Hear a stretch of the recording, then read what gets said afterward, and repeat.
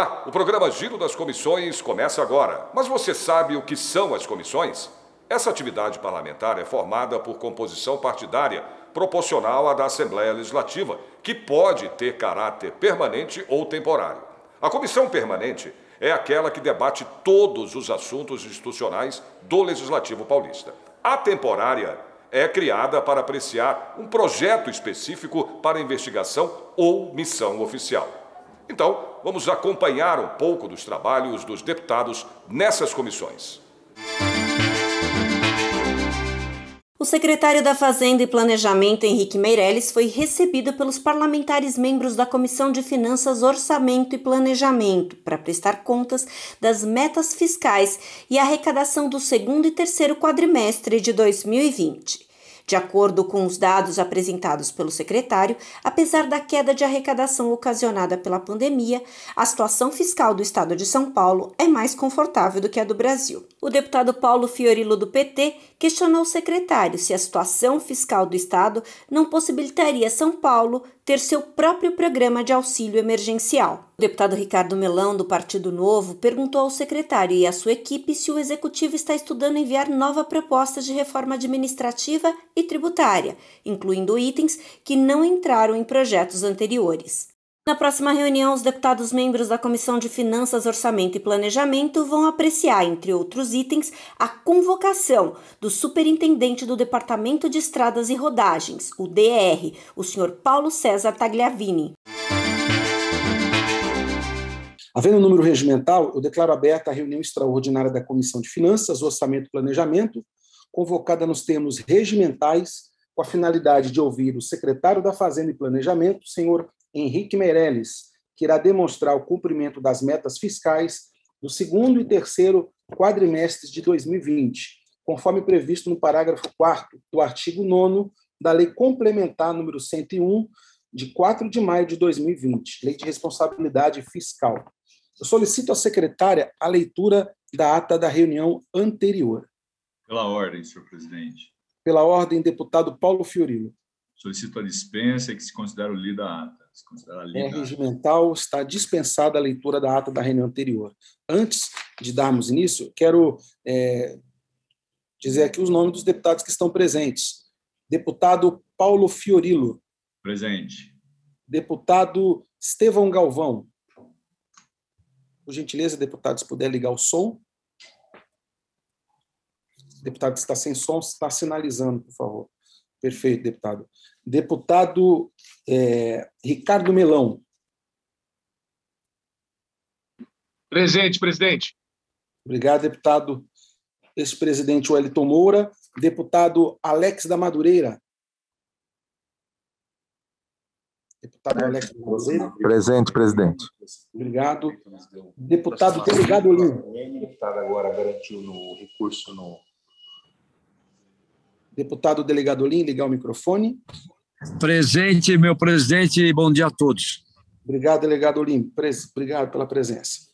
Deputado, estão presentes também o líder do governo, deputado Carlão Pignatari, a líder do PSDB, a deputada Carla Morando, e o deputado Itamar Borges. Então, nesse momento, quero passar a palavra, no tempo regimental, para que o secretário, doutor Henrique Meirelles, que veio acompanhado da sua equipe, registrar a presença do Tomás Brugnac, que é o secretário executivo, o Diogo Colombo, chefe de gabinete, o Gustavo Lei, coordenador da administração tributária, e Emília Chicami, coordenadora da administração financeira, e o Roberto Yamazaki, subsecretário de Planejamento, Orçamento e Finanças. Tunzi não sei se eu falei corretamente, no caso não, o assessor técnico de gabinete, e a Fernanda Dadário Dionísio, assessor técnico de gabinete. Então, primeiramente, cumprimento ao secretário, obrigado, doutor Henrique Meirelles, mais uma vez, pela sua presença na Comissão de Finanças, Orçamento e Planejamento. Pela ordem, presidente. E pela ordem, deputada. Para registrar minha presença, porque o meu nome não foi chamado. Presente, presidente.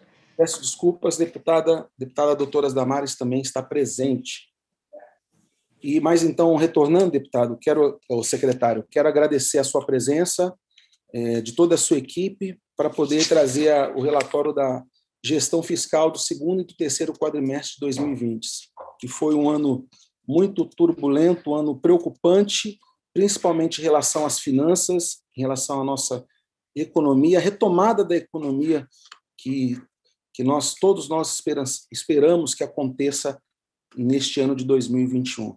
Então, eu passo a palavra para Vossa Excelência, que tem o tempo regimental aí de 15 minutos para poder trazer aí uma explanação sobre o relatório da gestão fiscal. Obrigado, secretário. Tem a palavra. Ligar o microfone, secretário, por gentileza. Obrigado, presidente. É uma satisfação e uma honra estar mais uma vez aqui, presentes, discutindo com os senhores e apresentando o relatório de um ano, de fato, muito difícil e muito importante sobre todos os aspectos. Evidentemente, o aspecto mais importante, o aspecto de saúde, preservação de vida das pessoas, agora com a grande esperança e, ao mesmo tempo, um grande desafio, que é a vacina, porque temos que vacinar aí toda a população. E, por outro lado, as consequências econômicas disso, que levaram, evidentemente, a consequências também tributárias. Vamos falar exatamente sobre isso, começando agora com o fato de que, no primeiro momento, quando nós estávamos no pior momento da pandemia, em cerca de abril, maio, junho, por aí, a previsão de queda da arrecadação era forte, né? Porque nós tínhamos tido uma queda brutal. O produto, para você ter uma ideia, o produto brasileiro, o PIB, caiu no segundo trimestre em relação ao primeiro quase 10%. Então, o reflexo na economia foi todo muito forte e isso teve, então, a consequência da queda também da arrecadação.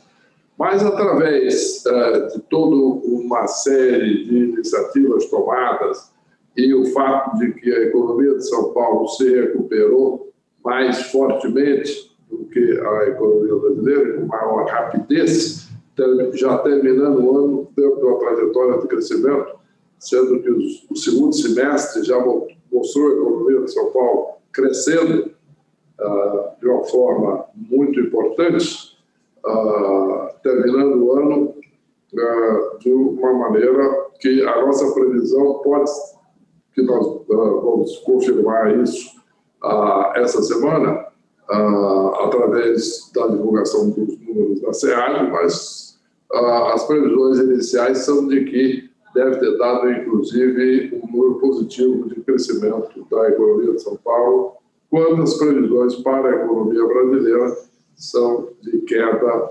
de cerca de 4 até 4,4%. Mas vamos, então, começar mostrando os resultados. Eu pediria, então, que fosse projetado o primeiro slide, por favor. O relatório de gestão fiscal, próximo slide. Por favor. Próximo. Muito bem. Então, temos aqui os indicadores fiscais. Tá?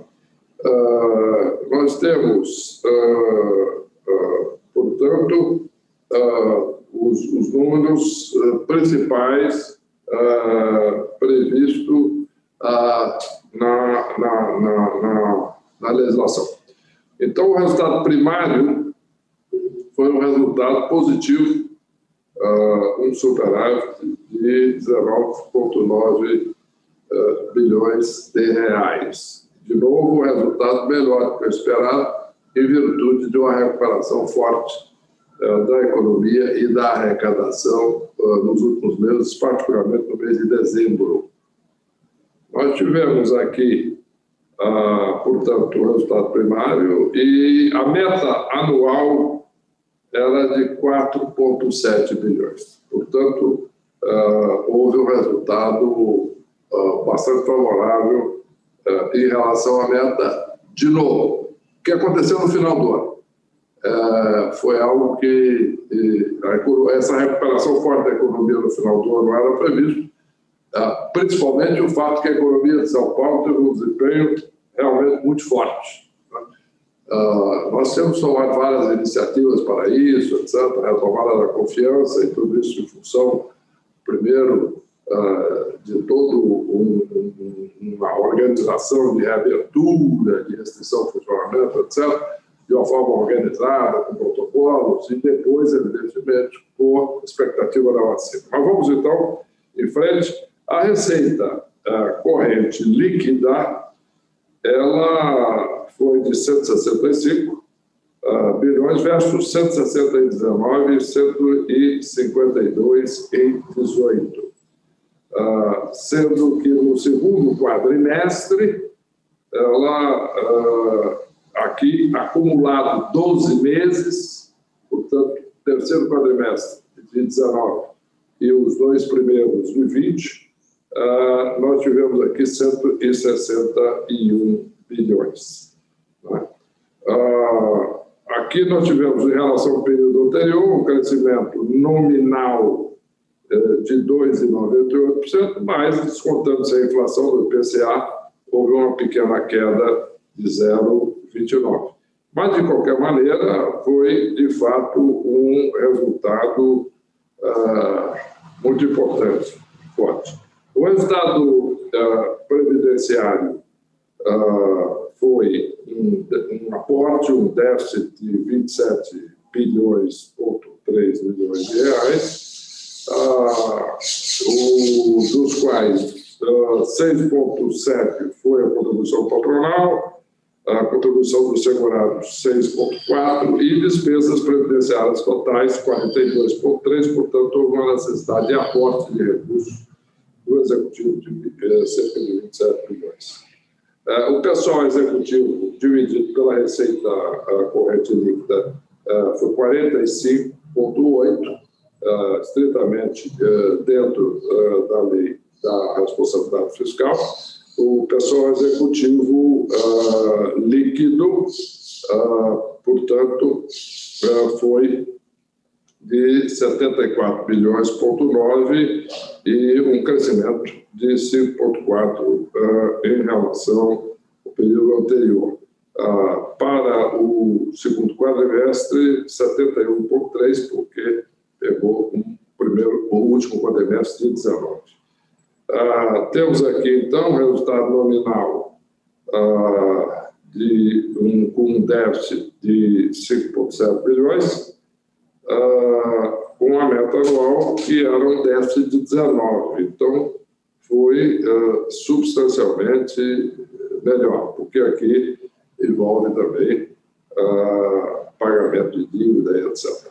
A dívida líquida consolidada sobre a receita corrente líquida 1,65, ela 1,66 no segundo quadrimestre, de novo, completamente dentro dos limites da legislação, e a dívida consolidada sobre a receita corrente líquida 1,99, também totalmente enquadrada nas normas legais. Próximo slide, por favor. Receitas totais, então, aquilo que mencionamos, nós tivemos uma receita total em 20 de 229,491, com um crescimento de 3 bilhões e 900 em relação a 19. De novo, essa recuperação que aconteceu no final do ano, que foi o grande responsável. E receitas correntes, portanto, de 226, e receitas de capital de 2,8. Né? A receita de capital são, basicamente, as receitas de alienação de bens, operação de crédito, transferência de capital, etc. E a receita corrente é a receita tributária, contribuições, patrimonial, transferência, correntes, etc, etc. Então, houve um ganho, um aumento em relação a 19 de 6,9%, e as receitas de capital, no entanto, caíram um pouquinho. Mas o fato é que a receita total aumentou 3,9%, na medida que as receitas correntes aumentaram 3,9% e as receitas de capital caíram metade disso, 3 bilhões. Portanto, as receitas de capital são a receita, portanto, de alienação de bens, operação de crédito, transferência de capital e etc. Isso foi resultado, evidentemente, do nível da economia mais baixo. Próximo, por favor. Receitas correntes. Então, nós temos aqui o total de 226 bilhões, com um crescimento de 6,9% em relação a 19. As receitas tributárias, elas são tais que elas são compostas de ICMS, IPVA, TCMD, imposto de renda e etc. E outras receitas tributárias. As receitas tributárias cresceram de 185,2 para 186, com um crescimento de 959. IPVA cresceu, ICMS cresceu menos, cresceu 274, mas o IPVA cresceu substancialmente mais, cresceu 8,26. Portanto, o IPVA sofreu menos porque é um processo normal, onde no início do ano, principalmente antes de fato da expansão forte, aumento dos casos de contaminação e da pandemia, as pessoas já fizeram o seu pagamento, etc., e pagaram o seu IPVA. Então, esse teve um comportamento menos afetado. Nós tivemos receitas de contribuição com uma pequena queda e receita patrimonial, uma queda um pouquinho maior, mas nós tivemos aqui, nas transferências correntes, um aumento de 10 bilhões. Transferências correntes foram resultado principalmente de transferências federais, né? E que disseram a respeito à Lei 173, que foi aprovada pelo Congresso Nacional, o trabalho grande que os estados fizeram, etc., que foi a compensação pela perda do ICMS. E depois transferências também para a saúde e etc. Em resumo, tudo isso foi o resultado de um trabalho grande e intenso, mas que gerou, portanto, esse aumento aqui substancial de receita corrente, né? E foi esse aumento aí, total, portanto, de 6,9 milhões. Próximo slide, por favor.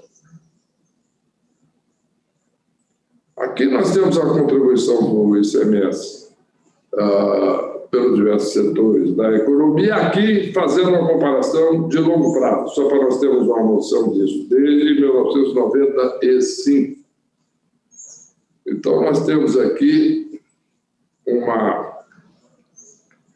queda sistemática da indústria até o início aqui desse século, veio caindo fortemente durante os 90 até 2006, 2007, recuperou um pouquinho, estabilizou, voltou a cair, principalmente durante a recessão de 16, 17, e agora recuperando, crescendo um pouco. Isso aqui é a participação total da indústria na arrecadação do ICMS, que reflete exatamente a participação da indústria na economia como um todo, não só em São Paulo, como no Brasil.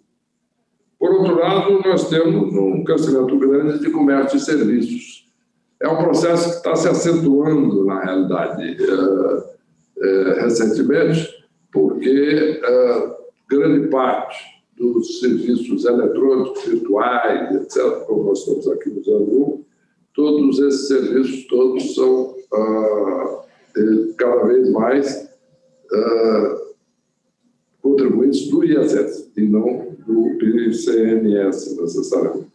Está havendo aqui uma série de discussões nesse sentido, mas esta é a norma hoje. Então, nós temos aí, portanto, um crescimento do comércio e serviço, mas, apesar disso, o ICMS no comércio e serviços também tem crescido, porque o comércio e serviços tem crescido substancialmente. Então, nós temos aí um aumento de comércio e serviços também no ICMS para 39,4%,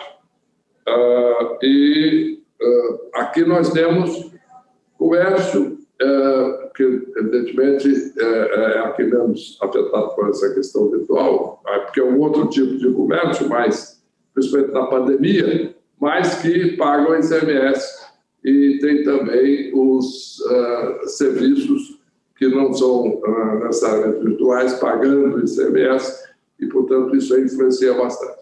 E uma parte dos serviços virtuais também pagam ICMS. Então, nós temos aí esse aumento importante.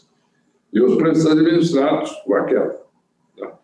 Então, basicamente é isso. Próximo slide, por favor.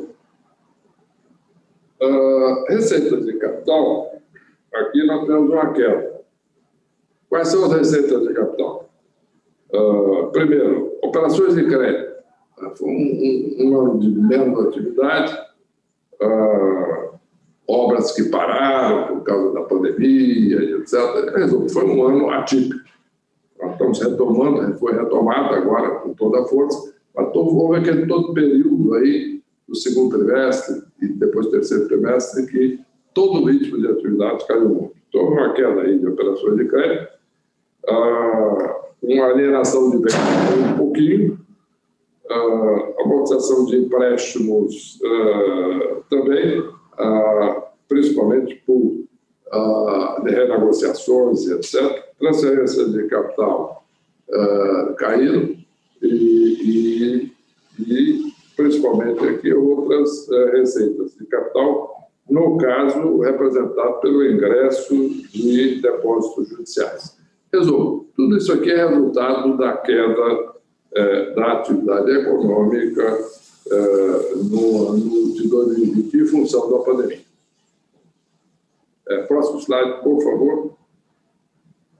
Despesas totais, nós tivemos pessoal em encargos aumentando, 91,5 para 96,5, de 19 para 20, uma diferença de 5 bilhões, mas os ativos não aumentaram, caíram um pouquinho, tá? De 52,9 bilhões para 52, uma queda de 862,9 milhões de reais. O que subiu um pouco foi exatamente os inativos e pensionistas.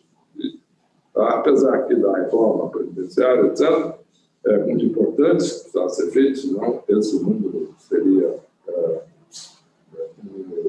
insustentável.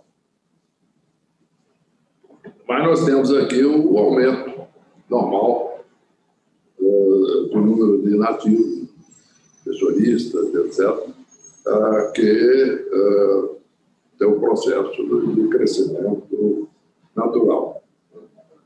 Pessoas se aposentando, etc., e tudo isso já acertou um pouquinho também durante esse período de pandemia. Muita gente que já tinha o direito de se aposentar e durante a pandemia, por uma razão ou por outra, resolveu então exercer esse direito e já se aposentou.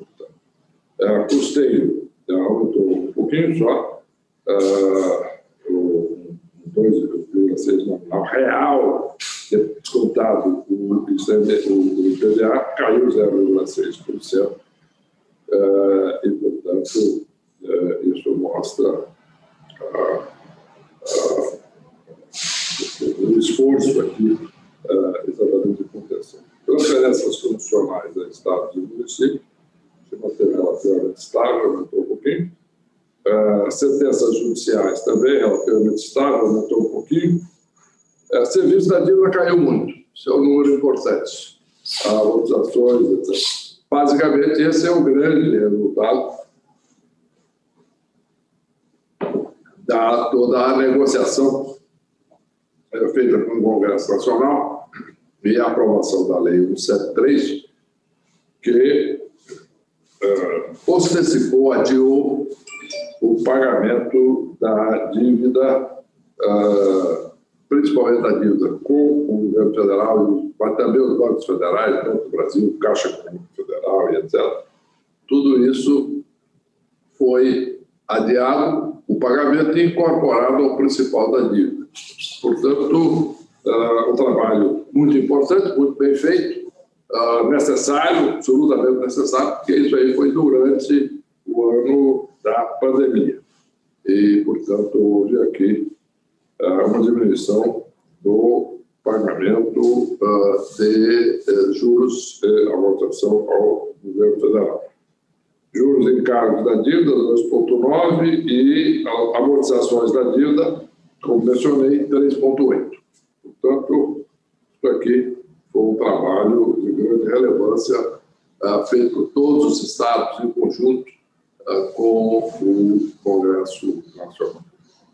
Participamos diretamente, um trabalho muito importante.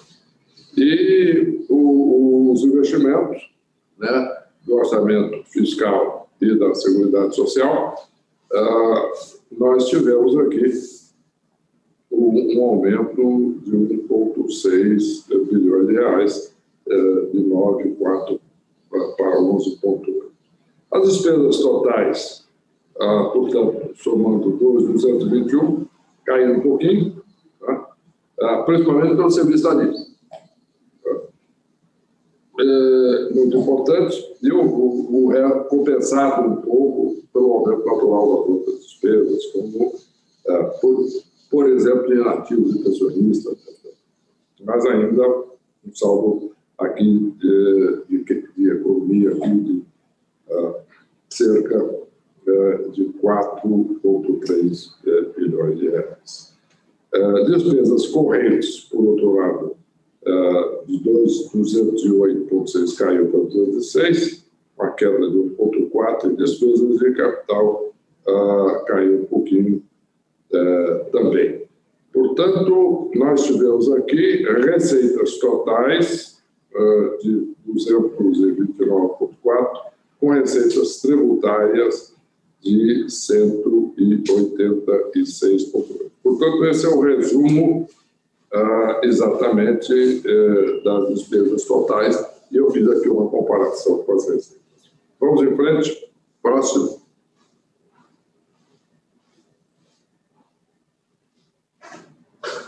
Os investimentos agora, né?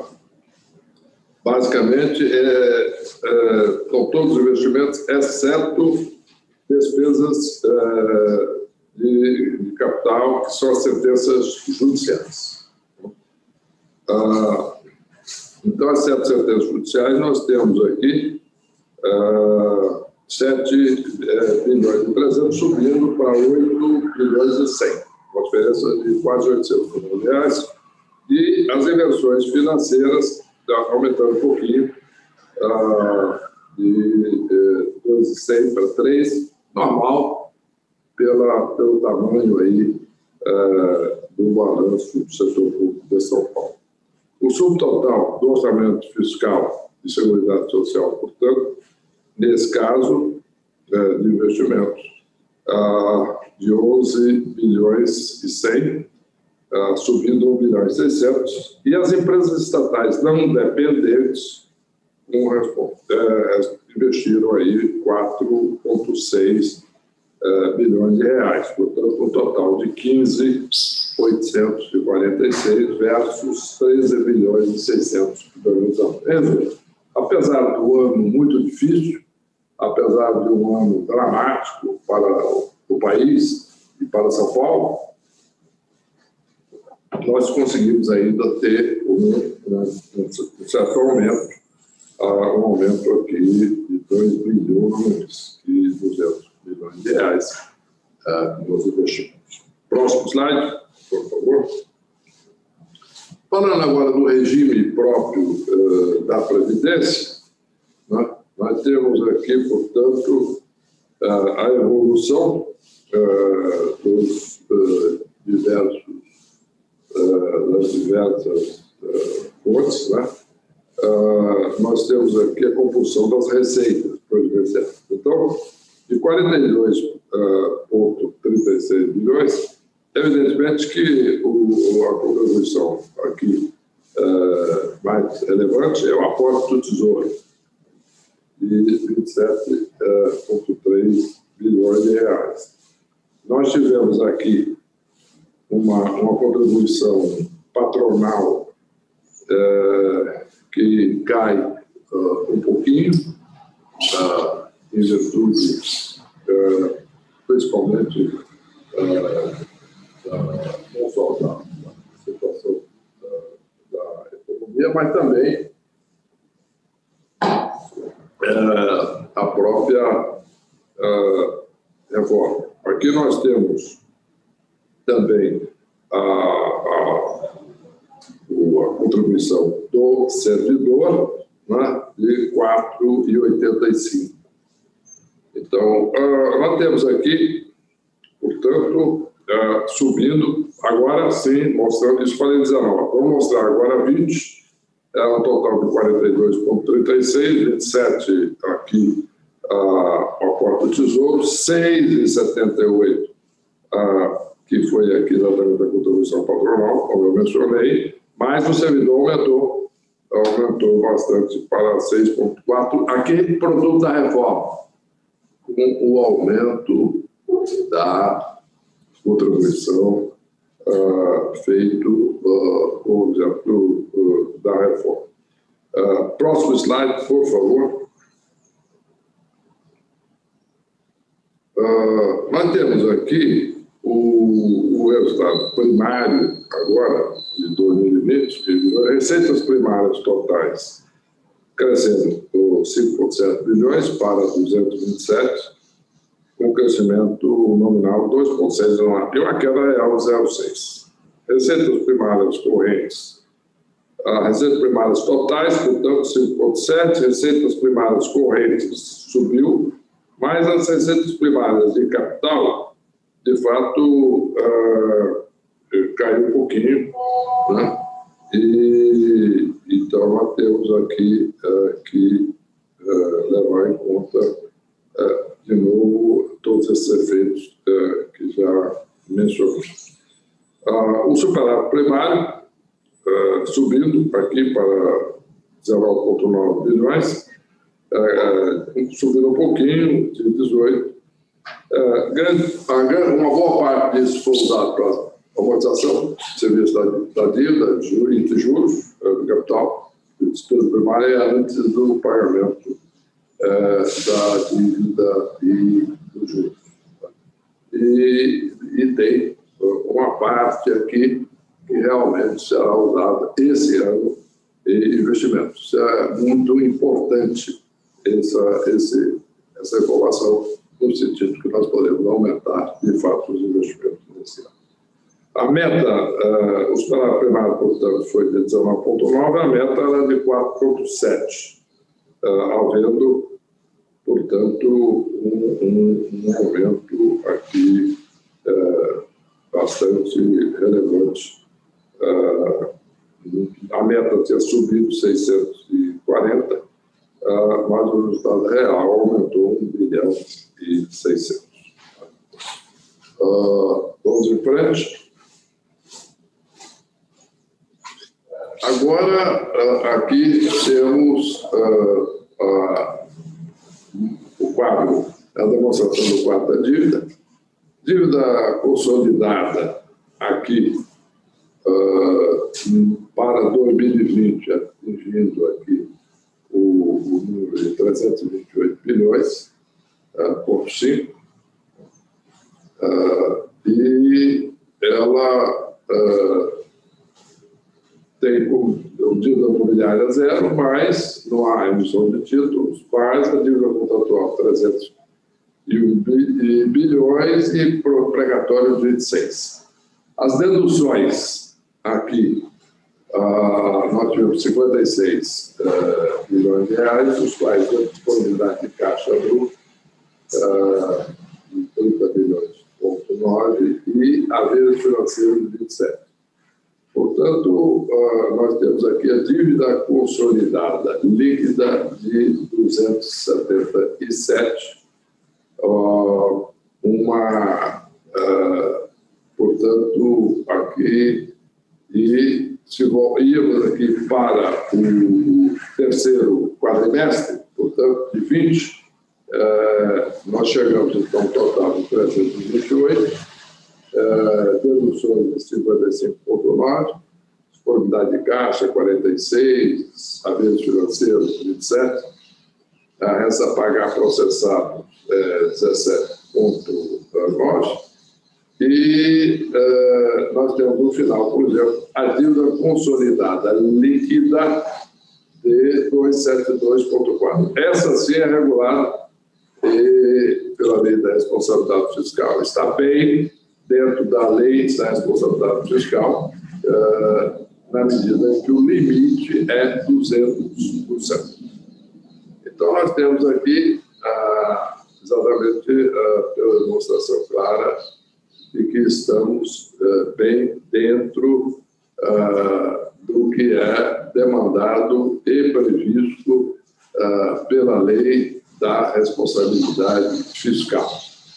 Isso é, de fato, muito importante, porque é uma questão fundamental aqui da administração do setor público no país. Hoje é exatamente a estrita aderência à lei da responsabilidade fiscal, que é o nosso caso. Limite de 200, viramos em 165. Portanto, próximo slide, por favor. Mostramos aí a trajetória da dívida consolidada, líquida. Ela esteve acima do limite legal aqui, no início do século, digamos, 2001, 2002, 2003, 2004. Caiu bastante aqui. E dos tempos todos de expansão econômica, depois que tivemos aí em 2004, 2005, 2006, etc. E foi um período muito importante que eu tive a oportunidade de acompanhar muito perto, na época como presidente do Banco Central do Brasil, e trabalhando intensamente nisso, a formação de política monetária de maneira que permitisse a expansão do país num momento muito importante, onde controlamos a inflação, etc., e aumentamos as reservas, isso deu mais confiança e condições das empresas de investir, um aumento muito grande do investimento estrangeiro. O país cresceu muito nesse período, isso teve reflexo no país como um todo, mas na dívida aqui do Estado de São Paulo houve um reflexo importante. A recessão de 2015 e 2016 aumentou a dívida de São Paulo nesse período, como está mal farto, como de praticamente todos os estados da União e das empresas e pessoas físicas também. Foi um momento difícil da economia brasileira, foi a maior recessão da história do país até aquele momento, e a partir daí tivemos com um trabalho feito, aprovação do teto de gastos, etc. Eu participei também diretamente disso como ministro da Fazenda. Nós tivemos, então, aí sim uma queda gradual após esse momento, com a dívida líquida, portanto, atingindo agora 1,65 da receita corrente. E isso, de novo, bem dentro dos limites legais da lei da responsabilidade fiscal. Agora, passando para o próximo slide, por favor. Despesa de pessoal, começando aqui com o Poder Executivo, despesa bruta chegando aqui no terceiro quadrimestre, portanto, 2020, que é isso, aqui que é o objeto desta apresentação, nós tivemos a despesa bruta, portanto, atingindo aqui 81,2 bilhões de reais, que é 49,27 da receita corrente líquida, ativos aqui 42 e servidores inativos 38,9. Quando nós temos aqui as deduções desse número, de 6,2 bilhões, temos indenização por demissão, deduz as decorrentes de decisão judicial, né, que no terceiro quadrimestre, o ano de 2020 foi zero, e também nós tivemos aqui as despesas de exercícios anteriores, no valor de 723 milhões, e o inativos e pensionistas com 5,5 bilhões. As despesas líquidas com o pessoal, 74,9 bilhões, dos quais limite prudencial, aqui muito importante, novamente, nós tivemos aqui a despesa líquida com o pessoal de 45,48, o limite prudencial 46,55 e o limite máximo 49. Portanto, este é o quadro que eu gostaria de apresentar referentes às despesas de pessoal. As despesas agora de pessoal em todos os poderes, tá? Nós temos aqui o quadro, então, aqui para 2020, onde temos aqui o limite máximo para todos os poderes de 60%. E vemos que o total foi de 53% do pessoal e encargos sobre receita corrente líquida. Então, esse número tem um limite máximo de todos os poderes de 60%, e nós tivemos aqui no nível de 53,86%. Agora, nós temos o limite máximo, agora para o executivo, de 49% e o prudencial de 46,55%. E nós também estivemos com um nível abaixo desse, de 45,48%. Portanto, mostra muito bem a estrita obediência que nós temos aqui aos limites da lei da responsabilidade fiscal, limite máximo, limite prudencial para o pessoal executivo, limite máximo para todos os poderes. Isso mostra um enquadramento rigoroso aqui na lei da responsabilidade fiscal.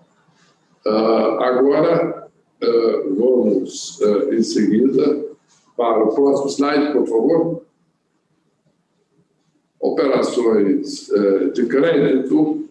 Tem aqui todas as operações desembolsadas de financiamento interno, Tamoios, complexos hospitalares, corredor Itapevi, São Paulo, Texandira, Vila Iara, de Osasco, construção da via 17 Ouro, Congonhas e a conexão com a rede metropolitana.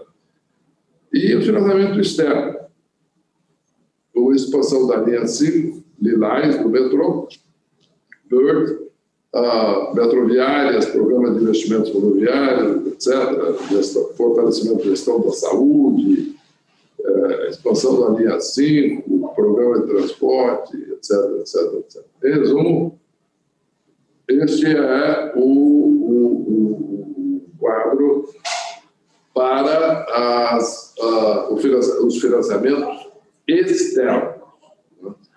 O total, portanto, um total de 1 bilhão e 300, né? Onde, portanto, tivemos aqui 325 de interno e 1,86 de externo, operações desembolsadas. Além disso, nós tivemos uma notícia importante, o total de operações de crédito, portanto, 2.855, de novo, totalmente dentro do limite. Basicamente, esse é o quadro da apresentação que eu gostaria de fazer aos senhores e senhoras, excelências parlamentares, e tenho agora a grande satisfação de responder a perguntas, ouvir as observações, sugestões e etc. Obrigado. Presidente, por favor. Obrigado, secretário, pela todas as informações.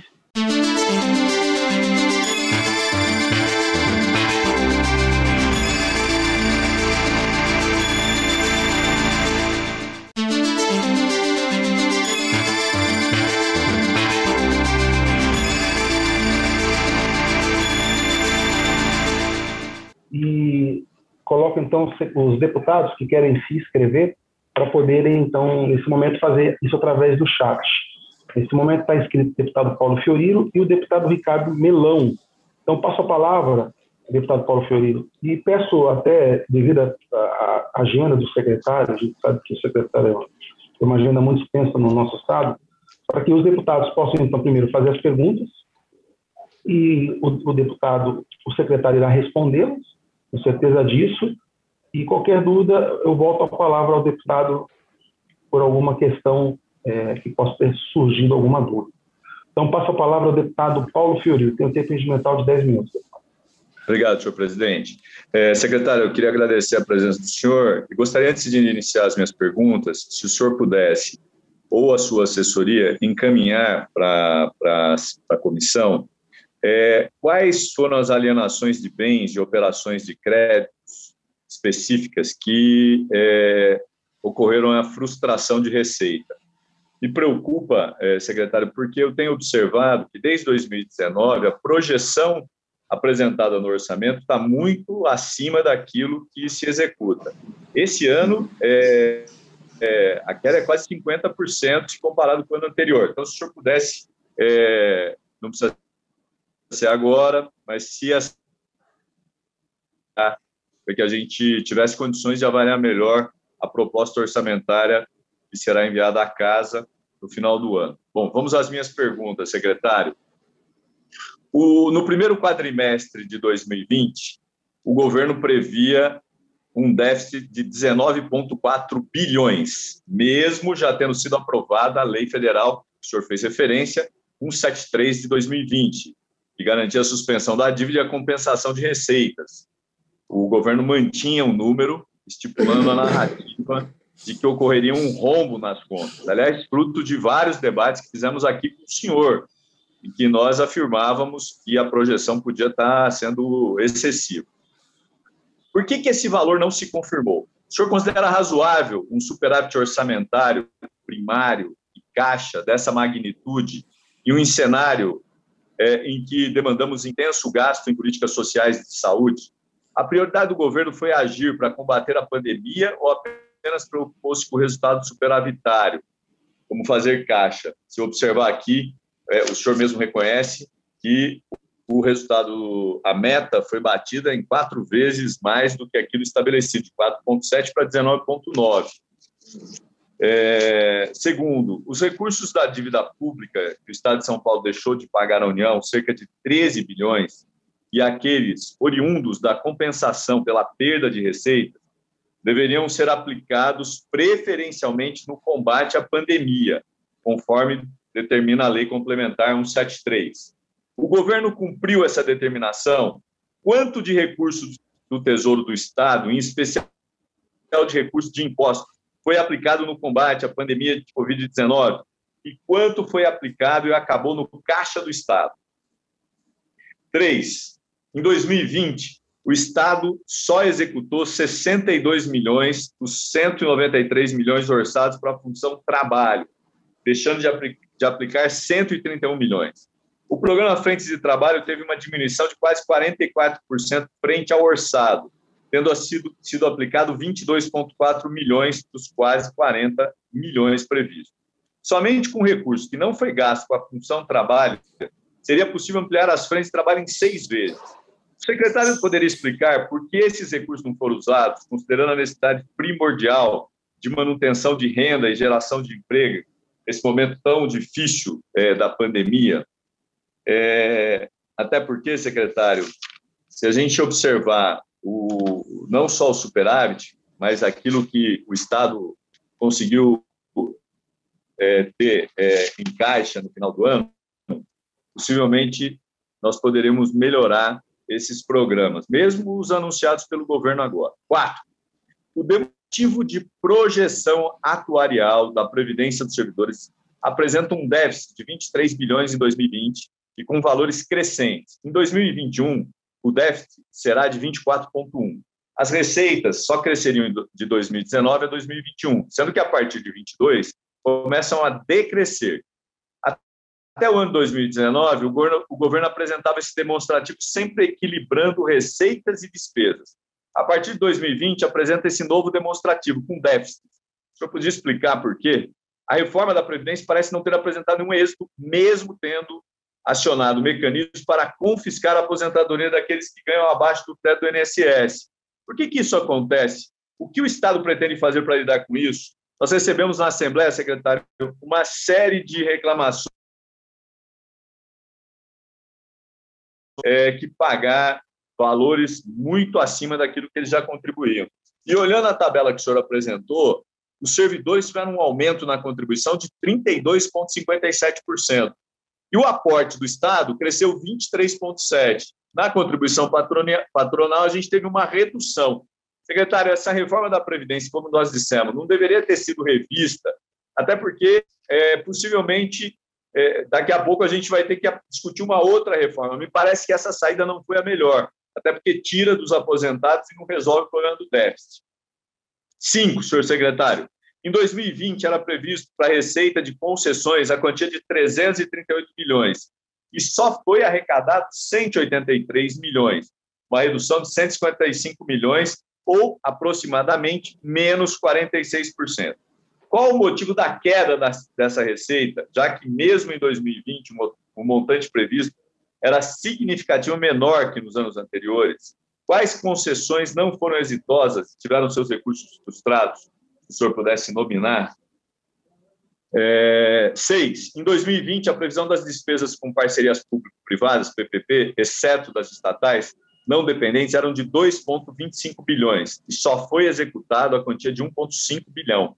Mesmo com o discurso de que é possível investir mais com essas parcerias, deixaram de ser aplicadas na linha 6, laranja, 94,8 milhões na PPP da FURB, 6 milhões para complexos hospitalares, 261 milhões na rodovia dos Tamoios, 50 milhões no SIM da Baixada Santista.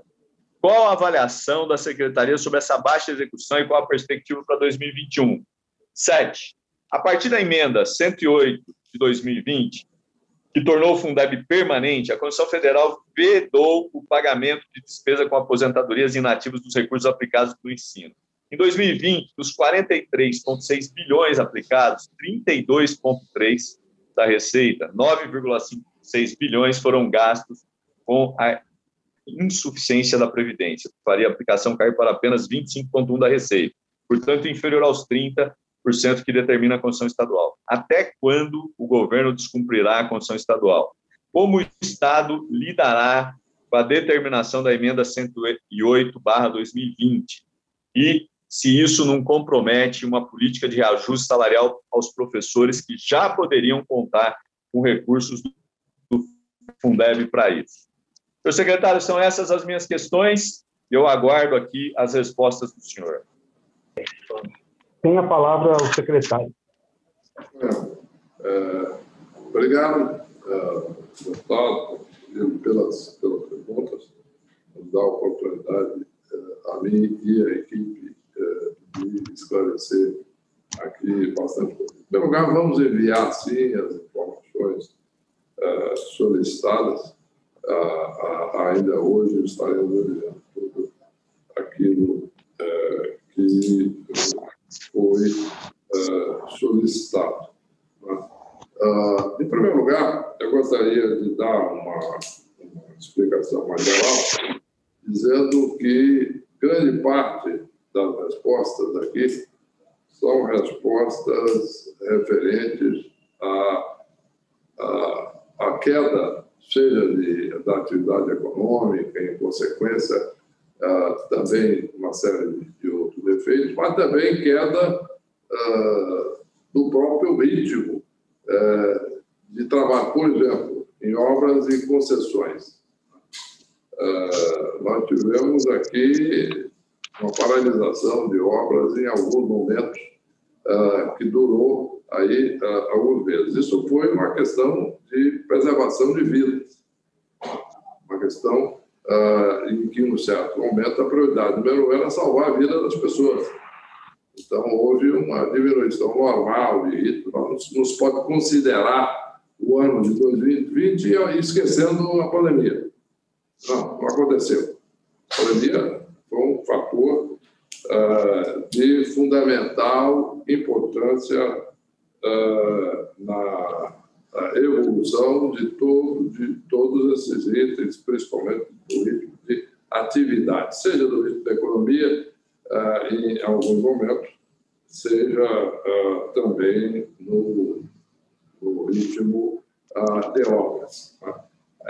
Agora vamos voltar à questão, aí as questões orçamentárias, quer dizer, por que houve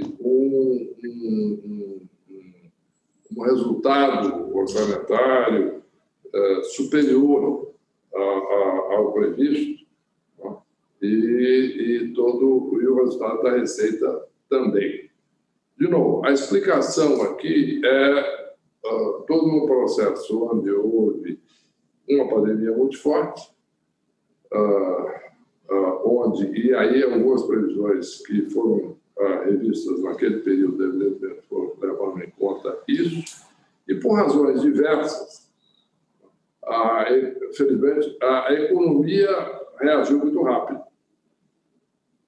E outras, infelizmente. Por quê? Pelas consequências. Eu vou falar um pouquinho sobre isso em seguida. O que aconteceu é que houve uma retomada forte da atividade no segundo semestre. Como eu mencionei, a atividade do Estado de São Paulo, então, possivelmente até apresentando, existe uma previsão que pode chegar até um resultado levemente positivo para o ano 2020, com o Brasil caindo 4,5%, mas o fato é que o país como um todo caiu e o fato de São Paulo ter tido esse crescimento forte no final do ano, principalmente no mês de dezembro, gerando esse crescimento da receita, isso foi absolutamente imprevisto. E não havia como, inclusive, fazer um dispêndio desses recursos de forma eficiente, responsável, etc. Então, isso tudo levou a uma postergação do uso de uma parte desses recursos, que isso nos dá uma oportunidade agora para o ano 2021 de fazer todos os investimentos necessários agora na saúde, educação e segurança, além do fato de que nós teremos, portanto, um ano que se espera seja melhor. Apesar de que, como eu mencionei, infelizmente, esse aumento da atividade, esse aumento da circulação de pessoas no final do ano, conjuntamente com o fato que houve um aumento grande de circulação de pessoas em resultado das eleições, depois festa de final de ano, etc. Tudo isso levou a um aumento do número de contaminações que está agora aparecendo, com efeito de hospitalização agora, etc. Isso pode levar a uma redução da atividade econômica no país no primeiro trimestre, em 21. Isso é muito importante. Nós tínhamos uma previsão de crescimento e ele pode ser parcialmente frustrado com esse aumento muito grande de contaminações, etc. Então, nós tivemos um aumento muito, digamos, resumido, tivemos um aumento muito grande da atividade econômica no final do ano, aumento muito grande da circulação de pessoas, etc. E gerou, de novo, um aumento do número de contaminados que gera, em consequência, uma queda prevista agora para o ano de 2021. Vamos aguardar como é que isso se desenvolve. Eu gostaria de passar a palavra agora para o Roberto Yamazaki, que poderia nos fazer responder à pergunta específica referente às despesas, o que foi investido com as despesas de saúde no estado de São Paulo. Roberto, por favor. Bom dia a todos, deputados. Eu confesso que eu não consegui compreender bem a colocação que o senhor fez, aí a pergunta, por favor, se eu podia repetir o ponto, por gentileza, que meu áudio ficou... Eu não sei se o Roberto apareceu, mas não apareceu o som. Você tá eu peço para que o Roberto coloque, por favor, essa imagem aí. Obrigado, senhor Roberto. Oi? Deixa eu colocar. Presidente, posso repetir a pergunta? Por gentileza, deputado Paulo Fiorillo, pode repetir a pergunta, por favor. Alô? Deputado Paulo, acho que travou a tela dele. Eu acho que... Roberto, eu não estou te ouvindo. Alô? Estão me ouvindo agora? Eu estou ouvindo o Roberto. Perfeito. Roberto, acho que a conexão do deputado Paulo Fiorillo se desconectou. Oi. Alô? Mas o Roberto eu estou ouvindo muito bem. Desconectou o deputado Paulo Fiorillo. Deixa eu ver. Ele voltou. Está sim. Está me ouvindo? Agora sim, por favor. A conexão da internet está oscilando muito. Eu vou deixar o meu celular conectado. Se cair, eu volto pelo celular. O senhor quer que eu repita a pergunta, senhor Roberto? Por favor, deputado. É que o meu áudio também não está muito... Está meio instável, então...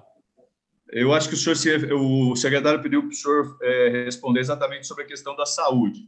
Eu disse que a Lei 173/2020, ela possibilitou recursos como suspensão da dívida e repasses maiores. A gente mesmo, o secretário, mostrou isso. A pergunta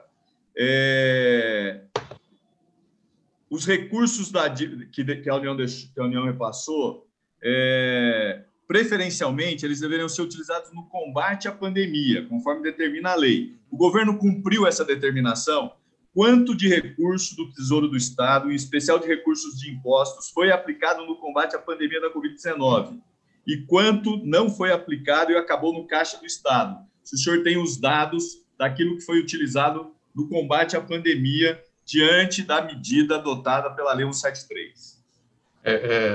Deputado Paulo, eu tenho assim um dado, eu não vou conseguir precisar em termos numéricos, mas o custeio da saúde, ele teve um acréscimo por conta dessas destinações de cerca de 18%.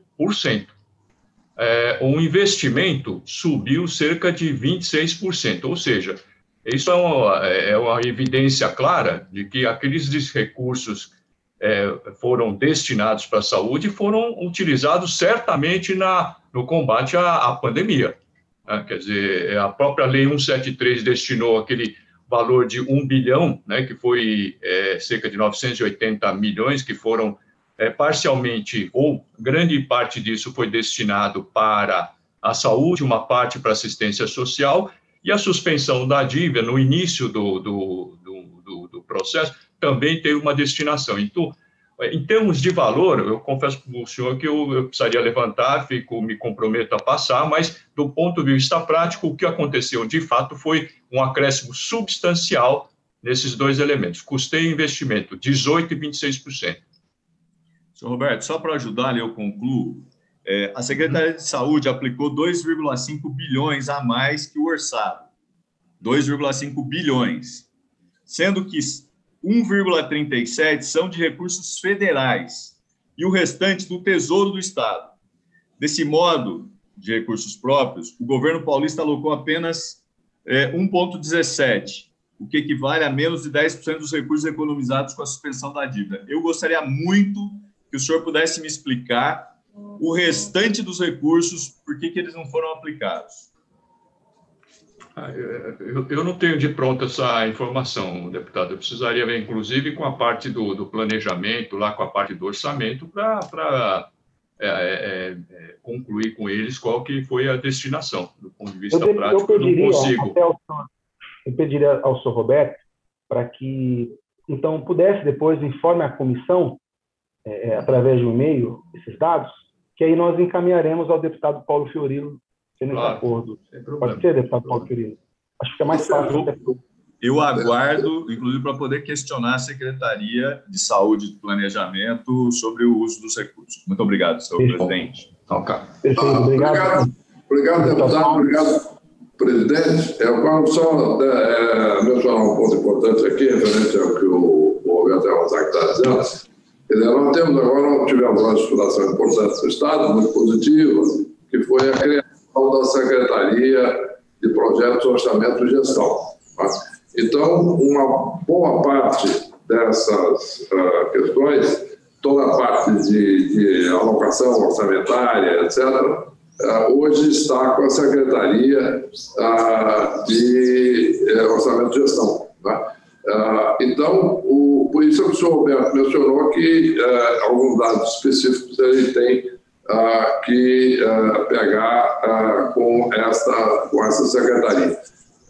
Evidentemente que vamos fornecer todas as informações, independentemente de serem agora não mais gerenciadas especificamente pela Secretaria de Fazenda e Planejamento, pela nossa responsabilidade frente, evidentemente, a toda a Assembleia Legislativa e a pergunta do deputado vai ser atendida prontamente. Nós vamos pegar todos os dados com a Secretaria de Orçamento e fazer esta resposta claramente em relação, portanto, aos gastos de saúde.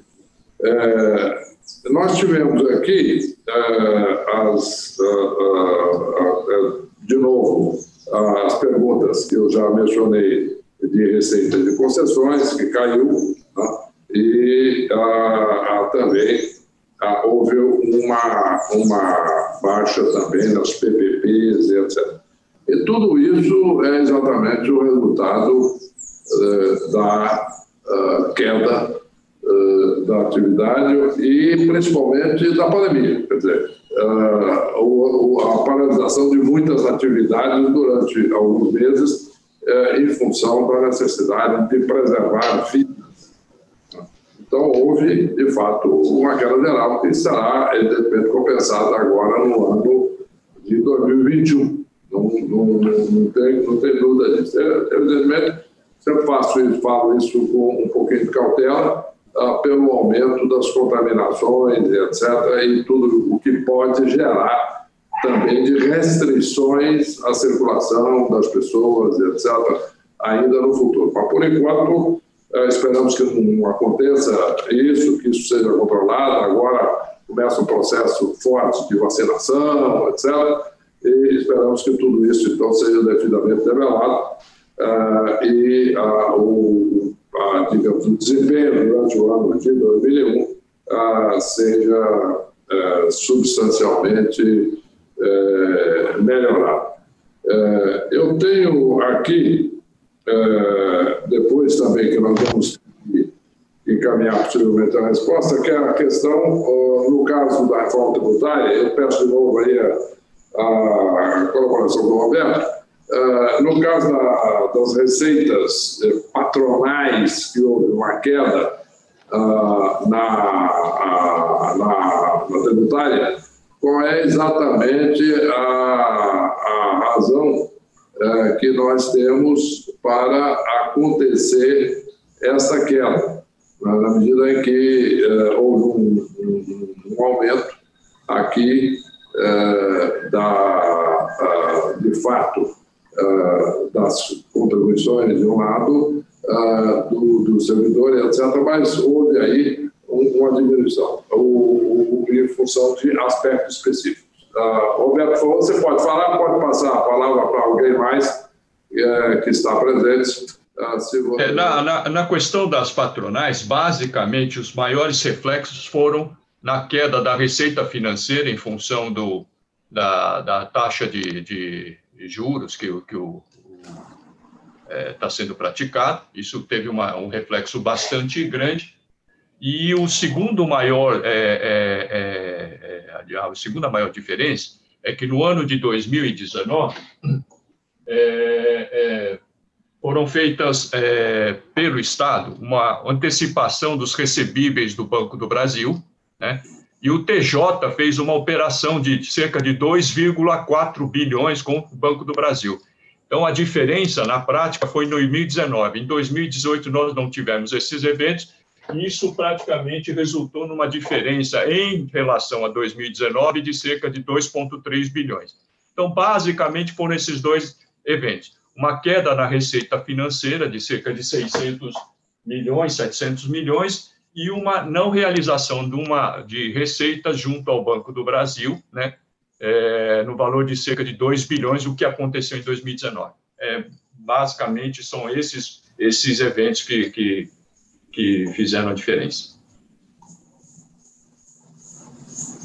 Ok? Ok, eu quero, então, nesse momento, passar a palavra ao deputado Ricardo Melão, próximo inscrito, que tem o tempo regimental de 10 minutos. Se puder, deputado, como está dando a forma, fazer as perguntas e depois, obviamente, o secretário vai responder. Pela ordem, senhor presidente. Pela ordem, deputado Paulo Fiorilo. Senhor presidente, no início o senhor disse que se houvesse questões ou novas questões, dentro do meu tempo eu ainda teria condições de perguntar ao secretário. Eu pedi para me reescrever, escrevi no chat. Queria saber qual é o encaminhamento que o senhor vai dar ao meu pedido, porque eu considero que tem pelo menos duas questões que eu gostaria que o secretário pudesse responder. Então, se o deputado Ricardo Melão tem 3 minutos ao secretariado, me passa. Deputado Ricardo Melão, posso, então, escrevê-lo, então, terminar as perguntas? Pode o Melão fazer as perguntas, eu faço isso. Não, termina, Fiorilo. Eu prefiro, deputado Paulo Fiorilo, que até a resposta saiu do deputado Ricardo Melão, mas eu preferiria que Vossa Excelência já terminasse e aí a gente já partilha para o próximo deputado, acho que fica mais fácil. Secretário, se o deputado Melão concordar. Pode ser, deputado. Então, com a palavra, o deputado Paulo Fiorilo tem 3 minutos. Não, secretário, rápido, não vou gastar os 3 minutos. Eu falei aqui dos programas de frente de trabalho, o governo Dória apresentou agora, semana passada, disse que enviaria o projeto para a Assembleia. Eu queria perguntar ao senhor, em que pese a proposta do governador, na minha opinião, é uma gota d'água no deserto, eu queria saber do senhor, se o senhor acha que é possível o Estado ter um programa de auxílio emergencial. A Prefeitura de São Paulo aprovou, outros estados aprovaram. O Estado de São Paulo, com superávit, com dinheiro em caixa, não apresentou um projeto ousado de proteção aos que mais precisam nesse momento. Pergunto, secretário, é possível que a gente tenha um auxílio emergencial no Estado de São Paulo para aquelas pessoas que mais vão sofrer com a redução do auxílio emergencial federal e com o aumento do desemprego e a miserabilidade? Essa é a questão que eu gostaria de colocar ao senhor e reforçar aqui os meus 2 pedidos, esse do investimento na saúde, porque eu não sou um negacionista, entendo a importância de combater a pandemia com vacina, com distanciamento, com isolamento e com lockdown quando for preciso. E queria dizer mais, nas questões ali de alienação, talvez, quando o senhor enviar as informações, fosse importante a gente poder comparar como é que é possível as questões ligadas aí ao mercado imobiliário ser tão bom para alguns e ruim para o governo. O governo não conseguiu vender imóveis e tem gente comprando imóveis adoidado em Brasília, no Rio de Janeiro. Então, eu gostaria muito que depois o senhor Roberto pudesse detalhar o que aconteceu com o Estado de São Paulo que não alcançou a alienação de bens, a venda de imóveis. Muito obrigado, senhor presidente. Bom, dois pontos importantes. Em relação à questão do auxílio emergencial, houve, de fato, um superávit, mas, de novo, o superávit foi em função de uma recuperação grande da atividade no final do ano e, portanto, não era previsto. Isso é a primeira questão. Segundo, nós temos agora, no ano de 2021, um desafio.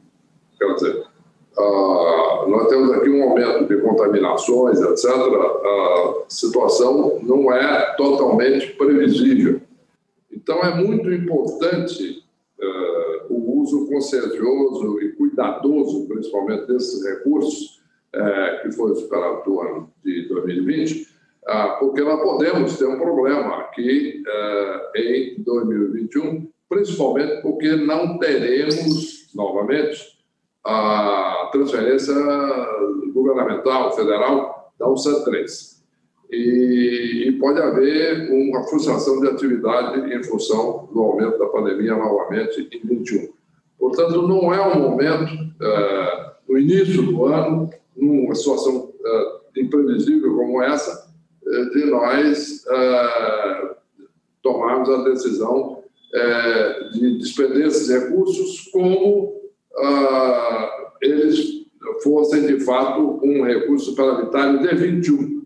O ano de 21 ainda é um ano altamente imprevisível. Esse é o primeiro ponto. Então, nós temos que ter condições, o Estado, de preservar suas obrigações fundamentais na saúde, na educação, na segurança pública das pessoas nesse período e em todas as demais áreas de atividade do Estado, né? Transporte metropolitano, desenvolvimento social, desenvolvimento econômico, etc, etc, etc. Em resumo, o Estado tem que manter a sua responsabilidade fundamental. E isso aí, portanto, envolve agora um uso cuidadoso dos recursos, porque nós podemos entrar agora numa euforia e dizer, olha, houve um saldo no ano passado, esse saldo está sobrando este ano, vai ser consumido, a atividade está tudo muito bem, etc. E vamos usar esse recurso, uma coisa muito importante, que é o auxílio emergencial, mas que pode faltar depois para recursos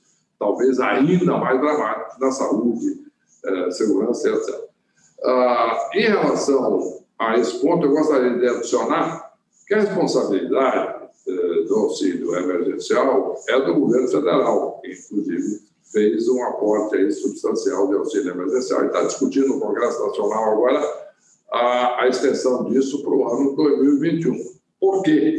Porque a Constituição Federal ela estabelece que o governo federal tem a prerrogativa, né, única de emissão de dívida.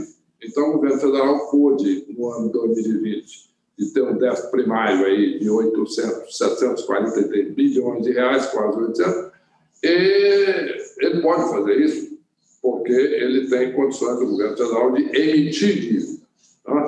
E, portanto, tem essa possibilidade e essa responsabilidade. Por outro lado, os governos do Estado não podem emitir dívida. Então, nós não podemos dizer, tem aqui algo importante, vamos fazer, e depois falta recurso em áreas fundamentais. Portanto, o que nós temos é trabalhar todos juntos aí para apoiar o Congresso Nacional, aqueles que estão lá trabalhando pela concessão do auxílio emergencial agora, durante o ano de 21, porque é a fonte viável de recursos, é exatamente o governo federal que tem a possibilidade, portanto, de emissão de dívida. Podemos até propor, discutir isso, uma possível mudança da Constituição, que eu acho muito difícil. Outros países têm isso. Né? A possibilidade de Estado emitir dívida, em alguns até municípios. No Brasil, não. É absolutamente proibido. As dívidas têm que ter obras, destinações específicas com instituições financeiras. Em resumo, o Estado não pode emitir título. Né? Então, esse é o ponto fundamental aqui. E vamos trabalhar com o Congresso e vamos esperar que seja aprovado isso. Em relação à questão aqui dos imóveis, né, eu gostaria de então, dar aí as informações à Sua Excelência, no sentido de que os imóveis que estão sendo comercializados, né, quantidade, etc., são imóveis normalmente em áreas afluentes da cidade, em áreas de expansão, né, em áreas que estão se desenvolvendo nos últimos anos ou décadas. Né? Então, esses são os imóveis que estão sendo buscados. E, principalmente como resultado da pandemia, está se buscando muito, inclusive, em áreas de menor densidade. Né? Então, tem até, mesmo na Avenida Faria Lima, existe uma certa disponibilidade de imóveis, empresas que estão buscando áreas fora de São Paulo, pessoas buscando condomínios, por exemplo. Condomínios subiram muito de preço, fora de São Paulo, fora da metrópole, fora aqui do centro metropolitano. Então, esse é um fato colocado, mas não só. Né? Os imóveis, em geral, de áreas afluentes que estão crescendo, foram objeto dessa demanda mesmo na área do centro metropolitano. Agora, o centro da cidade, onde se concentra a maioria dos imóveis do Estado, infelizmente não há essa demanda. Não é possível se em algumas áreas da cidade simplesmente tem uma sala lá do Estado, que está lá há muitos anos, por alguma razão, e simplesmente vão vender essa sala, porque precisa ter gente comprando. O deputado mencionou, com razão, que tem muita gente comprando, mas não das áreas centrais da cidade, infelizmente. É um problema. Eu, aliás, conheço muito bem o centro de São Paulo, não só pelo fato que a Secretaria da Fazenda está no centro, ali na região Pestana, junto da Praça da Sé, mas também o fato de que eu fui aí, durante muitos anos, presidente da Associação Vivo Centro de São Paulo e trabalhei muito nos projetos de recuperação do centro metropolitano de São Paulo. Principalmente no centro histórico. Mas é um processo, digamos, demorado, etc. E o fato é que a tendência hoje de compra ainda são para as regiões em expansão, aquelas regiões que não estão no centro histórico ou no centro expandido, né? Que também chega até a Avenida Paulista, etc., alguma coisa. Mas é que a grande demanda é fora, mesmo no centro. Basicamente é isso, deputado, e vamos enviar, mais uma vez, todas as respostas aí demandadas, e o senhor sinta-se perfeitamente à vontade para solicitar esclarecimentos. Pode me ligar. Estamos à discussão, a equipe toda está aí, né? Seja o Roberto está aí nessa área, seja, inclusive, lá a Secretaria de Orçamento, que eu posso acionar para as respostas também necessárias dele, seja na nossa área de arrecadação tributária. Sinta-se à vontade de perguntar tudo mais que for conveniente ou necessário a sua avaliação, que estaremos prontos para responder, seja por escrito, a todas as perguntas que eu mandar, seja verbalmente, se quiser me ligar também, sinta-se à vontade. Obrigado. Secretário, muito obrigado. Eu farei isso para a gente poder aprofundar a questão do Fundeb, a questão do déficit e uma outra questão que eu coloquei e a gente não teve a oportunidade de dialogar. Então, eu vou procurá-lo com certeza. Muito obrigado, senhor presidente. Obrigado, deputado Paulo Fiorilo. Passa a palavra ao deputado Ricardo Melão.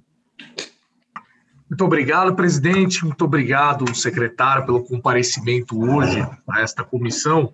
E, na verdade, eu tinha umas 5 perguntas, mas o Paulo Fiorilo já contemplou várias delas, as perguntas dele, então restaram poucas, serei bem breve e objetivo. Primeira questão é sobre o superávit, que o senhor mesmo comentou aqui na sua apresentação e saiu aí amplamente noticiado pela imprensa, né, que São Paulo acabou com dinheiro em caixa. Eu queria entender, né, e a gente sabe que sempre quando tem um superávit, também existe uma lista de restos a pagar que fica para o ano seguinte. Eu queria saber se quanto que está previsto, ou foi previsto agora para 2021, de restos a pagar, se o senhor teria, ou alguém da sua equipe, como enviar para essa comissão qual é a lista dos restos a pagar. E uma outra pergunta é sobre os desafios agora para 2021. Eu gostaria de saber se existe alguma reforma nova sendo elaborada aí pelo governo ou pela secretaria que envolva, por exemplo, o ITCMD, que ficou de fora do PL 529, né, que acabou sendo excluído, ou mudança de regras dos servidores públicos, uma reforma administrativa que, de fato, contemplasse aí mudança de regras no serviço público, enfim. Era isso. Obrigado. Passa a palavra ao secretário. Pois não. Obrigado, deputado. Nós temos aqui a questão do superávit, que é exatamente a grande questão que fomos discutido. De novo, já temos discutido, de novo, foi um aumento muito forte da atividade e da arrecadação durante o final do ano. Por exemplo, a arrecadação de dezembro foi bastante acima daquilo que tinha sido projetado, e isso levou, não só dezembro, os anteriores numa escala menor, os outros meses anteriores, mas o fato é que dezembro foi o pico. E nós tivemos aí, portanto,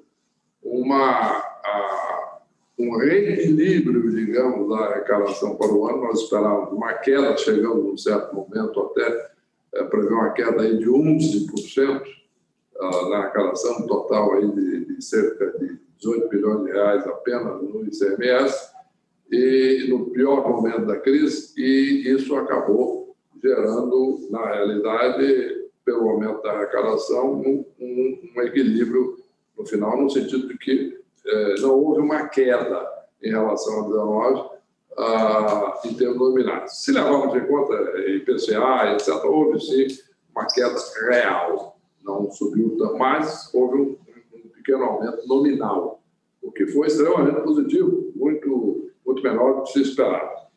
Isso gerou, obviamente, um bom problema, que é no final do ano não havia como despender esses recursos de forma séria, responsável e eficiente, né, em benefício da população do Estado e das obrigações também do governo. Portanto, isso gerou um aumento de restos a pagar, e nós tivemos aqui, portanto, uma mobilização aqui importante, que nós agora temos que estar planejando isso de dispêndios, etc., eficientes agora, durante o ano de 2021. Por que é um desafio? Tá bom, desafio bom, porque tem despesa, tem receita, de novo, porque o ano, a previsão era muito positiva, o crescimento da economia brasileira, 3,5%, São Paulo crescendo mais, até do que isso, 5%, um pouco mais. Agora, com o aumento da contaminação ainda imprevisível, onde nós vamos parar, na medida que isso agora só será combatido, de fato, pela vacinação, a vacinação, evidentemente, tem um ritmo normal de conseguir vacinar as pessoas, etc. É um processo que não pode ser atropelado. Está se fazendo vacinação em diversas situações, cada vez mais fazendo drive-thru, usando estádios, usando todas as áreas disponíveis, né, da cidade, no sentido de vacinar o número possível de pessoas, um esforço extraordinário do Instituto Butantan. Mas, de novo, isso aí nós teremos isso de um lado crescendo a curva de vacinados e, do outro lado, crescendo muito a curva de contaminados, na medida que, num certo momento, a população do país achou, né, julgou que esse problema do Covid, uma boa parte, não todos, evidentemente, mas uma certa parcela, principalmente mais jovens, um número muito grande de pessoas pensaram, julgaram que isso estava resolvido, voltaram às suas atividades normais, etc. E isso gerou um aumento de contaminações. Então, nós temos que, em primeiro lugar, ver aí como é que se desenvolve isso. É preciso muito cuidado aí nas projeções para o ano de 2021 sobre o que fazer exatamente com isso. Portanto, essas perguntas específicas, etc., o que vai se fazer exatamente aqui, com essa pagar que serão pagos, mas o que é que vai ser gerado ainda de resto a pagar, o que vai ser investido. Um pouco de cuidado com isso, porque nós estamos ainda aqui, né, no início do ano, no primeiro trimestre ainda, e tem ainda um desafio muito grande pela frente, que é essa evolução da pandemia e, portanto, com os efeitos aqui específicos nessa questão.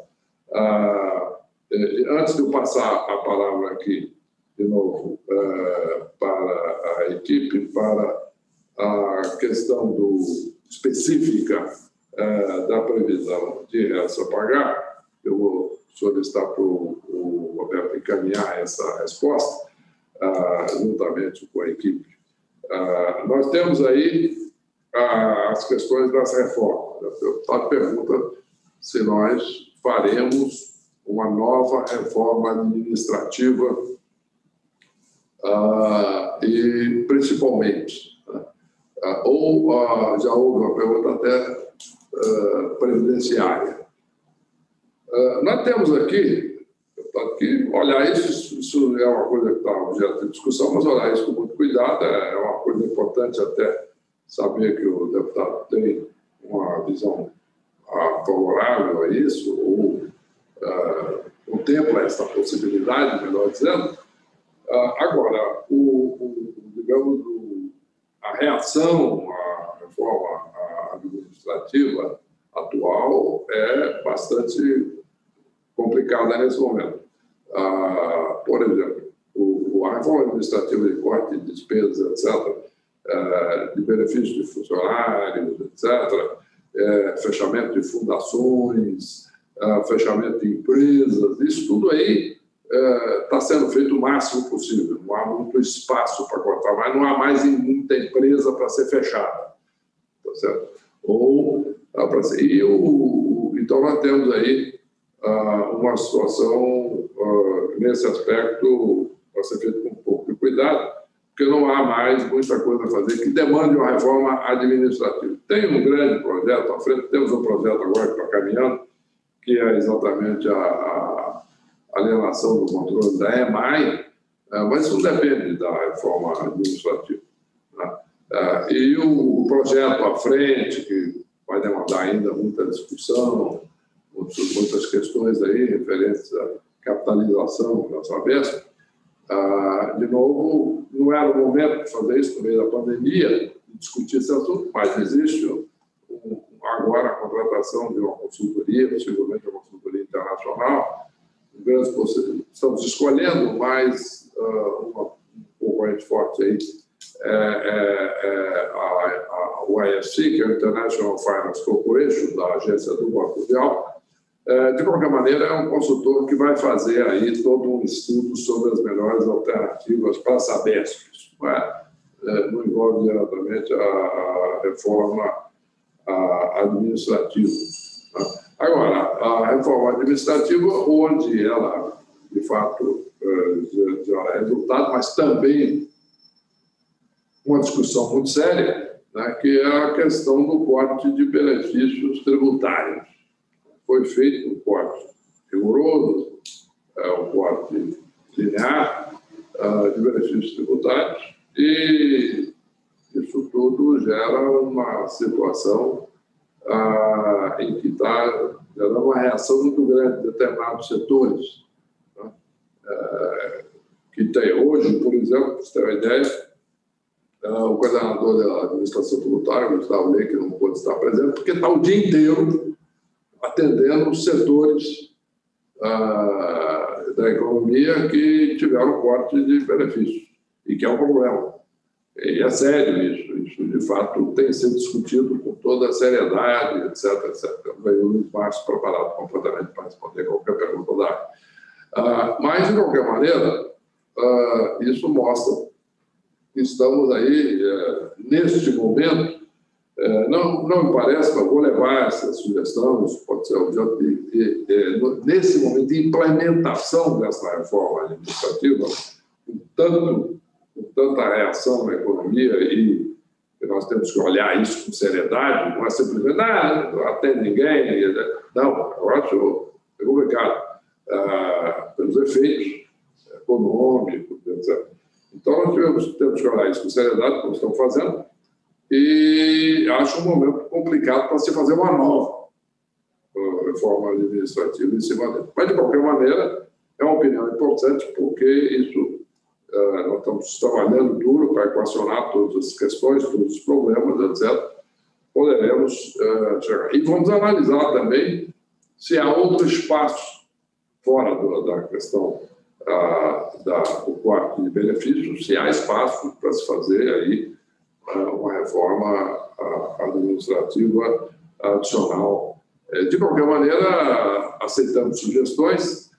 Sinta-se à vontade, por favor, para nos mandar sugestões específicas, né, que poderiam ser objeto de uma nova reforma administrativa. Não há dúvida disso. E em relação à questão dos restos a pagar, eu não sei se o Roberto Yamazaki já tem a resposta pronta ou se ele prefere mandar isso depois para o deputado. O Roberto, pois não, deputado Ricardo, na mesma apresentação, já está explicitado lá o resto a pagar não processado da ordem de 18 bilhões, tá? Já está sendo considerado, quando se calcula a dívida consolidada líquida, ela é considerada no cálculo. Não está, evidentemente, o resto a pagar não processado, que não entra nessa... Roberto, o senhor coloca a sua imagem. Pois não, desculpe.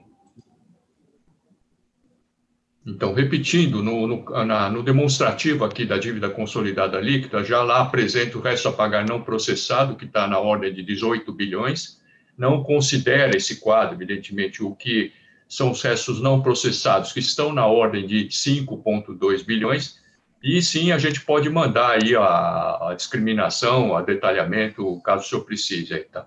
Se eu puder mandar por e-mail, alguma coisa aí, a gente responde prontamente, tá bom? Maravilha, agradeço, Roberto. Secretário, quanto às sugestões de uma eventual reforma administrativa, não havendo aumento de alíquotas de impostos importantes que influem sobre o consumo, que vão prejudicar as pessoas, principalmente aqueles que mais precisam, obviamente a gente tem todo o prazer em sugerir, principalmente no que se referir a corte de despesas que nós entendemos que não são necessárias, ainda mais um momento como esse de pandemia. Então, fico feliz aí e agradeço muito o convite. Obrigado. Obrigado, deputado. Obrigado. Então, mais uma vez, como não há mais inscritos, quero, então, portanto, agradecer, secretário Dr. Henrique Meirelles, a toda a sua equipe aí pelas informações prestadas, que foram divulgadas aqui para os deputados e que pode sempre contar aqui com a Assembleia Legislativa para que a gente possa encontrar aí formas unidos, o Executivo e o Legislativo, para a gente poder resolver todas as questões, principalmente no momento de pandemia que estamos vivendo. Então, agradeço mais uma vez sua presença e a presença de todos os deputados e sua equipe. Obrigado. Agradeço a todos e também fico muito honrado e à disposição de todos. Obrigado. Senhores deputados, eu gostaria, antes de nós encerrarmos, só falar com todos, eu acho que aproveitando que nós estamos numa sessão aberta, eu queria convocar a todos, um minuto após essa comissão, para tratarmos sobre o requerimento 1 de 2021, de minha autoria, deputado Wellington Moura, para a convocação do senhor Paulo César Tagliavini, superintendente da DER, com o objetivo de prestar atenção à comissão informações sobre as obras da DER, em especial dos projetos das vicinais, e também da duplicação da estrada M. Boi-Mirim, que, determinada pelo Tribunal de Contas, a suspensão da concorrência para as obras de duplicação e melhorias do trecho. Deixar todos os deputados cientes do seguinte: nós, a comissão, solicitou o encaminhamento para o convite do secretário, foi um pedido do deputado Paulo Fiorilo, deixar registrado isso, porém, não houve nem resposta da parte deste senhor Paulo César. Então, diante disso, e todos os deputados estavam aqui cientes, que se ele não aceitasse o convite, e muito menos, eu acho que desrespeita essa casa e os parlamentares, e não nem responder ao convite, vamos então fazer uma convocação. Então, deixo registrado aqui o porquê que nós vamos então convocar um minuto após. Mas quero então encerrar essa comissão, agradecer mais uma vez a presença do secretário Henrique Meirelles, que sempre foi solícito a esta comissão, em dar todos os esclarecimentos necessários. Obrigado, secretário, mais uma vez, e toda a sua equipe. Não havendo mais nada a tratar, então, nós encerramos essa comissão e voltamos daqui a 1 minuto. Muito obrigado. É um prazer enorme, como eu disse, de estar aqui. E realmente é um dos momentos mais importantes que eu acredito da atividade de alguém que ocupa um cargo público, principalmente na área financeira, mas não só, exatamente de prestar todos os esclarecimentos ao Poder Legislativo. E é sempre, para mim, um momento importante e relevante que eu levo com a maior atenção e seriedade. Mas é uma grande satisfação encontrá-lo. Muito obrigado. Até a próxima vez. Secretário, obrigado a todos os deputados presentes. Podem continuar na mesma sala, a gente só volta daqui a 1 minuto. Obrigado a todos. Eu quero passar, então, o requerimento, eu passo até via chat, para que o deputado, como eu sou o autor do requerimento, eu peço, então, ao vice-presidente, que é o deputado Dirceu Dalben, possa, então, fazer a leitura, enviei via chat, deputado Dirceu Dalben, o requerimento, para que Vossa Excelência possa ler. Tá certo. Assumindo a leitura do requerimento, a pedido do presidente, Wellington Moura, quero saudar a todos os colegas, deputados e deputada presente. Requerimento da SFOP, número 01/2021, do deputado Wellington Moura, para a convocação do senhor Paulo César Travaglini, superintendente do DR, com o objetivo de prestar a esta comissão informações sobre as obras do DR, em especial do projeto de vicinais e também da duplicação da estrada do M. Boi-Mirim, que teve determinado pelo Tribunal de Contas do Estado a suspensão da concorrência para obras de duplicação e melhoria do trecho. O requerimento trata desse assunto. Pela ordem, senhor presidente. Coloque em discussão o requerimento. Com a palavra, delegado Olim. Deputado Olim. Eu queria pedir vista nesse requerimento. Pela ordem, senhor presidente. Pela ordem, senhor presidente.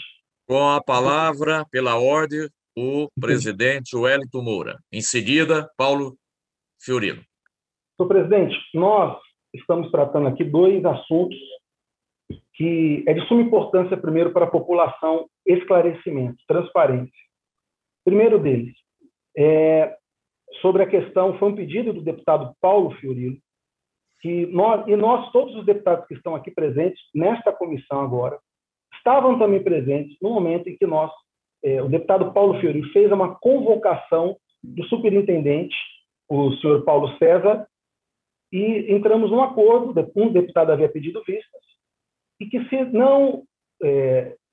não retirasse a questão da convocação e fizesse, então, um convite. Então, dessa forma, foi feito o convite ao secretário. Porém, eu, como presidente, qual a minha função? Protocolei junto à secretaria, a DER, para que ele pudesse comparecer. Simplesmente até o prezado momento, que já fazem 2 semanas, nem retorno nós temos. Então, eu acho que o que existe aqui entre o meio de nós, deputados, que fazem parte dessa comissão, é o respeito. Eu quero depois até entender a questão do delegado Olim, pedir vistas, porque o senhor também estava presente, deputado delegado Olim. E o senhor sabe que a gente faz esse acordo entre os deputados, que se não houver a presença do secretário, ou seja, do secretário ou do convidado, que nós estamos dispostos aqui a convocá-lo, sim. Eu acho que é uma falta de respeito, primeiro, com os deputados, e nem dar o retorno para esta comissão. E eu quero também saber todas as informações do que hoje foi publicado no Diário Oficial sobre as vicinais. Eu vejo aqui várias vicinais, recursos que estão sendo liberados, que isso é de suma importância para o nosso Estado. São vicinais que estão aí destruídas, esburacadas, muitas delas não tem nem como trafegar, e eu acho que é necessário informações sobre as vicinais, por que são essas vicinais, por que não existem outras vicinais inclusas, e eu acho que não sou só eu que quero saber. Eu não acredito que seja só este deputado que quer saber a respeito das vicinais. Então, diante disso, eu peço ao deputado, quero pedir encarecidamente ao deputado delegado Olim, possa retirar o pedido de vista, para que esse requerimento, primeiro, em acordo com todos os deputados dessa comissão, possa se passar para que o senhor Paulo César, já que ele não quer nem responder um e-mail ou um convite, então que ele seja convocado e que ele venha sim prestar informações. Eu acho que é o nosso dever ter os esclarecimentos. E não adianta vir um deputado chegar e falar eu vou falar com ele para poder estar aqui presente. Não, ele tem que vir oficialmente. Ele tem que vir aqui prestar. Agora, este presidente, eu quero que ele venha prestar informações, por falta de respeito a esta comissão e a todos os deputados que estão aqui presentes. E quando qualquer deputado aqui me pede um requerimento, eu vou e coloco o pauto. E, claro, o deputado pode pedir vistas, tem todos os direitos regimentares. Mas eu acho que não pode nenhum secretário faltar com respeito à comissão ou a nenhum parlamentar. Obrigado, senhor presidente. Te peço ao deputado Olim, mais uma vez, que ele possa retirar o pedido de vista. Pela palavra, pela ordem, o deputado Paulo Fiorilo após o Wellington Moura. Obrigado. Logo em seguida, delegado Olim. Obrigado, senhor presidente. Eu queria, antes do deputado delegado Olim, por quem eu tenho um respeito incomensurável, fazer aqui um apelo a ele. Deputado Olim, há um ano eu tento falar com o superintendente do DR. Há um ano. E ele vai se esquivando, marcou. Eu propunha falar pela internet, fazer virtual, não queria nem ir lá, para fazer 2 ou 3 perguntas, não ia nem fazer uma arguição daquelas que o senhor gosta que eu faça. E propus, então, aqui o convite, a primeira intimação, a convocação do superintendente, mas a comissão entendeu, e o senhor estava presente, de que podíamos fazer um convite. E eu aceitei um acordo feito com o presidente, que se ele não viesse, que aí sim convocaríamos, como é de praxe em todas as comissões. Me parece que há um desrespeito. Quando há um desrespeito, nós não podemos tolerar, porque um desrespeito vai virar desrespeito a todos nós aqui, deputados dessa comissão. Então, eu queria pedir, deputado Olim, que pudéssemos aprovar o pedido do deputado Wellington, o requerimento do deputado Wellington, para que a gente pudesse aqui, de fato, ouvir o superintendente e tirar as dúvidas. Tem as vicinais, tem as obras que estão paradas, que precisam ser retomadas, tem a questão da estrada do Boimirim aqui em São Paulo, que tem uma importância fulcral para a região sul de São Paulo, que o senhor conhece muito bem, o fundão do Boimirim. Então, eu queria fazer esse pedido antes que o senhor falasse. É um direito do senhor, eu respeito, mas também queria deixar esse esclarecimento como um argumento a mais na sua decisão. Muito obrigado, senhor presidente.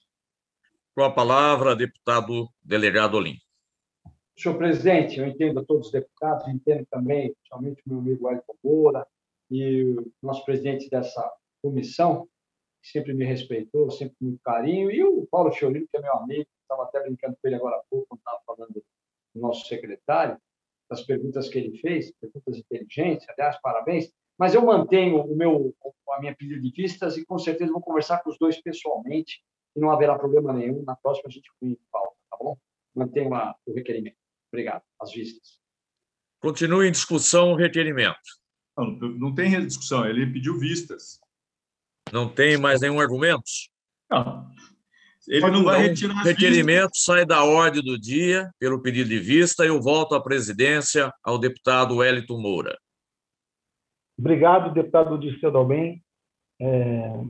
Infelizmente, o deputado delegado Olim, claro, tem todos os direitos, somos muito respeitadores, respeitamos muito um ao outro, somos amigos e vamos continuar, sem dúvida, num lugar democrático. Antes exposto, então, não havendo mais nada a tratar, ou algum deputado queira falar? Quer falar alguma coisa? Não. Então, não havendo mais nada a tratar, está encerrado os trabalhos. Você acompanhou o Giro das Comissões. Se você perdeu parte do programa e quer rever o que aconteceu no Parlamento Paulista, basta acessar o nosso canal no YouTube ou as nossas redes sociais. Até o nosso próximo programa aqui na Rede Alesp.